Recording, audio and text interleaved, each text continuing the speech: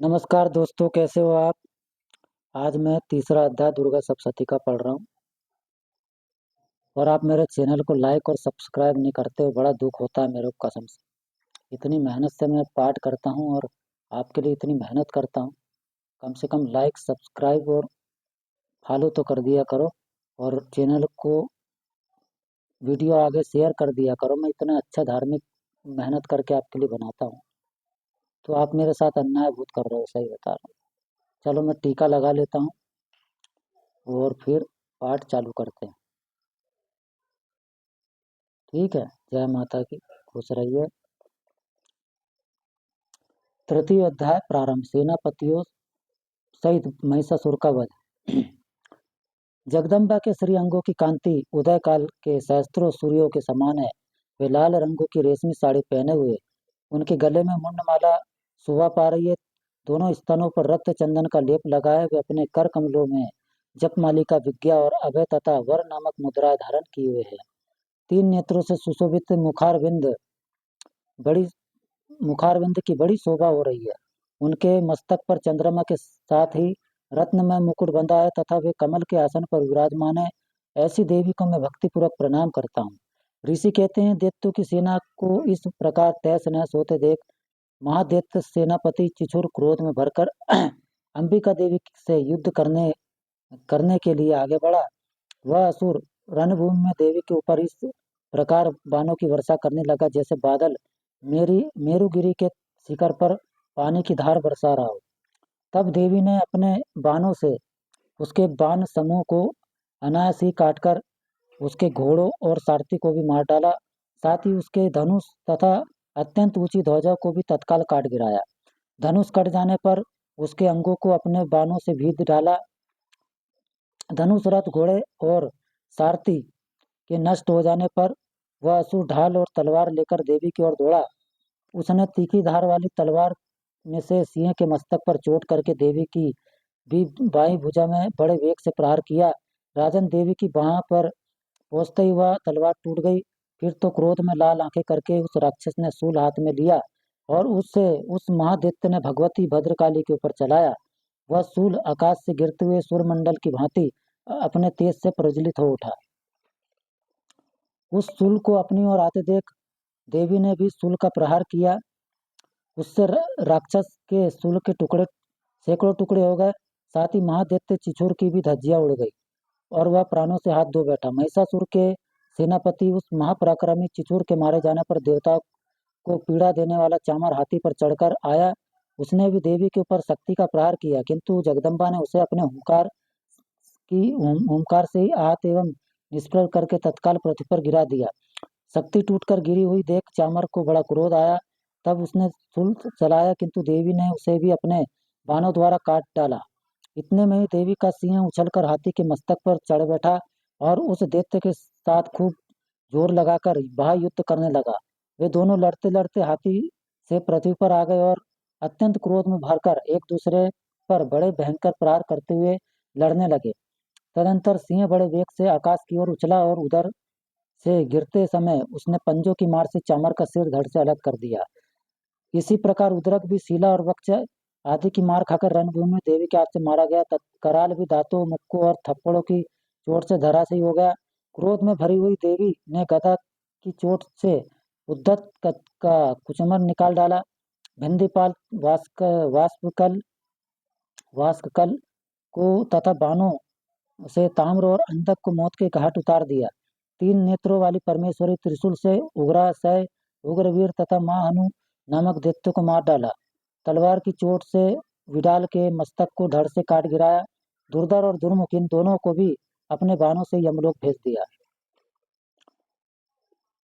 इस प्रकार अपनी सेना का संहार होते देख महिषासुर ने भैंसे का रूप धारण करके देवी के गणों को त्रास देना आरंभ किया। किन्हीं को थथुन से मारकर, किन्हीं के ऊपर खूरों का प्रहार करके, किन्हीं किन्हीं के पूंछ से चोट पहुंचाकर, कुछ को सिंगों से विदीर्ण करके, कुछ गणों को वेग से, किन्हीं को सीनाथ से, कुछ को चक्कर देकर और कितने को ही निश्वास वायु के झोंके से धराशायी कर दिया।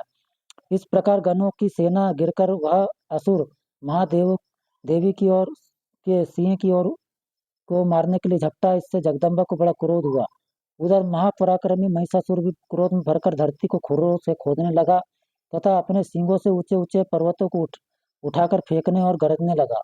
उसके वेग के चक्कर देने के कारण पृथ्वी क्षुब्ध होकर फटने लगी। उसकी पूंछ से टकराकर समुद्र सब ओर से धरती को डुबोने लगा। हिलते हुए सिंगों के आघात से विदीर्ण होकर बादलों के टुकड़े टुकड़े हो गए।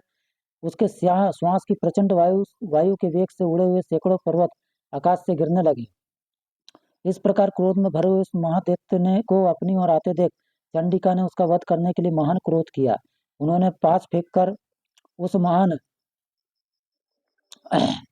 महान असुर को बांध दिया। उस महासंग्राम में बंध जाने के पर उसने भैंसे का रूप त्याग दिया और तत्काल सिंह के रूप में वह प्रकट हो गया। उस अवस्था में जगदम्बा जो ही उसका मस्तक काटने के लिए उगत हुई, तो ही वह खड़गधारी पुरुष के रूप में दिखाई देने लगा। तब देवी ने तुरंत ही बाणों की वर्षा करके ढाल और तलवार के साथ उस पुरुष को भी बीट डाला। इतने में वह महान गजराज के रूप में परिणित हो गया तथा अपनी सूंड से देवी के विशाल सिंह को खींचने और गरजने लगा। खींचते समय देवी ने तलवार से उसकी सूंड काट डाली।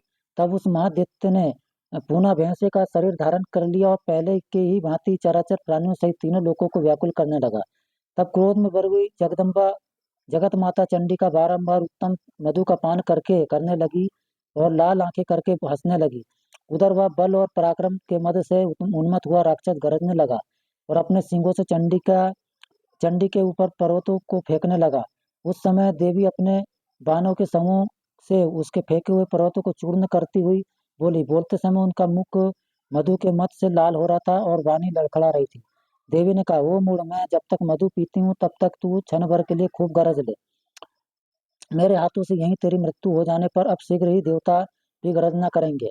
ऋषि कहते हैं, यो कहकर देवी उछली और उस महादैत्य के ऊपर चढ़ गई।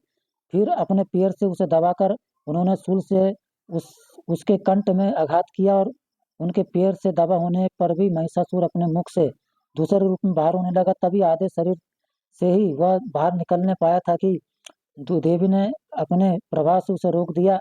आधा निकला होने पर भी वह महादैत्य देवी से युद्ध करने लगा। तब देवी ने बहुत बड़ी तलवार से उसका मस्तक काट गिराया। फिर तो हाहाकार करती हुई दैत्यों की सेना भाग गई तथा संपूर्ण देवता अत्यंत प्रसन्न हुए।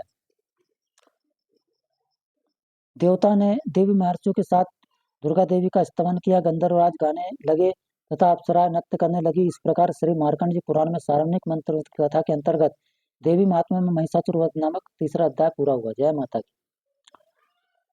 कल मैं चौथा अध्याय पढ़ूंगा। अब मैं इसके बाद सिद्ध कुंजी का स्तोत्रम पढ़ूंगा, है ना। तो आपको मैंने शुरू दिन ही से समझाया कि आपको पहले क्या करना है। पहले ओम आत्म तत्व शोधमिन वो 4 वो दिए, उसमें अपन को शुद्ध करना, आचमनी कर लेना है ना। फिर दुर्गा कवच, फिर सापोद्वार करना है 7 बार, उसको पढ़ना है। फिर मृत संजीवनी मंत्र है, उसको 11-11 पाठ, और फिर जो जितने भी मंत्र सबको 11-11 बार जप के फिर दुर्गा कवच पढ़ना है। फिर दुर्गा कवच के बाद जैसे आज मेरा तीसरा अध्याय खत्म हुआ तो मैं चौथा पढ़ूंगा, है ना। ऐसा करना है आपको। फिर से पाठ खत्म हो जाएगा तो फिर लास्ट में सिद्ध कुंजी का स्तोत्रम पढ़ के फिर क्षमा प्रार्थना, इच्छा हो तो कर लेना। माँ से क्षमा प्रार्थना करना चाहिए, मैं तो करता हूँ। क्षमा प्रार्थना करने से क्या है, माँ जैसे अक्षरों में कुछ टूटी होती, कोई भी अपराध होता है तो माँ क्षमा कर देती है ना। जय माता की। खुश रहिए। जय भवानी, जय कालका। चलो अब सिद्ध कुंजी का स्तोत्रम भी पढ़ के सुनाई देते हैं यार।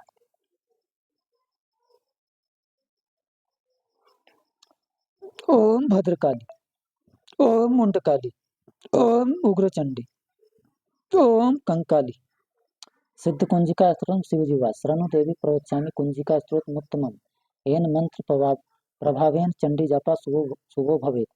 न कवचम नागरला स्तुतम किलकम न रहस्यकम न सुक्तम न्यापि ध्यानम च न न्यासो न च वार्चनम। कुंजिका पाठ मात्रेण दुर्गा पाठ फलम लभेत् अति गुहांतरम देवी देवनामपि दुर्लभम। गोपनीयम प्रत्यनेन स्व योनि रिव पार्वती मारणम मोहनम वश्यम स्तम उच्चाटनाधिकम पाठ मात्रेण संशयेत कुंजिका स्त्रोतमुत्तमम अथ मंत्र। ओम ऐं ह्रीं क्लीं चामुंडा विच्चे ओम गुलम हुम क्लीं जुमसा ज्वाले ज्वाले जल जल प्रज्वल प्रज्वल। ऐं ह्रीं क्लीं चामुंडा विच्चे जल हम सम लं छं फट स्वा इति मंत्र। नमस्ते रुद्र रूपिण्ये नमस्ते मधुमर्दनि नमः कीटभारिण्यै नमस्ते महिषार्दिनि नमस्ते शुभंत्रै च निशंबसुरघातिनि जागृतं हि महादेवी जपम सिद्धम कुरुष्म अहंकारी सृष्टिरूपाय हिरिमकारी प्रतिपालिका क्लीमकारी कामरूपिणी बीज रूपे नमस्तुते चामुंडा चंडघाती च ऐकारी वरदानी विच्चे चावेदन नित्यम नमस्ते मंत्र रूपिणी धाम धीम धूम धुर्जट पत्नी वाम वीम वूम वागदीश्वरी क्राम क्रीम कुरुम कालिका देवी साम सिम सुम मैं शुभम कुरु हुम हुम हुमकार पिनियै जम जम जम जम जमनादनी भ्राम भ्रीम भ्रूम भेत्री भुवन्ते नमो नमः अम कम चम टम तम पम यम सम भीम धूम एम भीम हम चम धृजांगम त्रोटय त्रोटय दत्तम कुरकुर स्वाहा पाम पिम पु पार्वती पूर्ण खाम खीम खुम खेचरी तथा साम सिम सुम मैं साम सिम सुम सप्तसती देव्या मंत्र सिद्धिम कुरु सुमे इंदम तु कुंजिका स्तोत्रम मंत्र जागृति हेतवे अवेक्ते नेव दातव्यम गोप्तम रक्ष पार्वती यस्तु कुंजिकाया देवी हिनाम सप्तसती पटेत न तस्य जाति सिद्धिरनि रोदनम यथा इति रुद्रायमले गौरी तंत्र शिव पार्वती संवाद कुंजिका स्तोत्रम पूरा हुआ। जय माता संपूर्ण। जय माता की, जय भवानी, जय कालिका। और लास्ट में क्षमा प्रार्थना कर देना। जय माता, हे माँ भगवती, जो भी अपराध हुआ उसे क्षमा करना, जो भी अक्षरों में त्रुटि हुई उसके लिए क्षमा करना, और मैं से जो भी कम ज़्यादा हो अज्ञान से मैं को क्या भजन करते भी नहीं आता, पाठ करते भी नहीं आता, कुछ भी करते नहीं आता। और प्रतिदिन माता मैं तो गलती करता हूँ, और मैं आपका बच्चा हूँ माता, आप तो मुझे करोड़ों बार क्षमा करोगी, क्योंकि मैं करोड़ों बार अपराध करूंगा, लाखों बार अपराध करूंगा, हजारों बार अपराध करूंगा, तो भी माँ तो माँ होती है माता, इसलिए मेरे को क्षमा कर देना माता। जय जगदम्बे माई की, जय भवानी।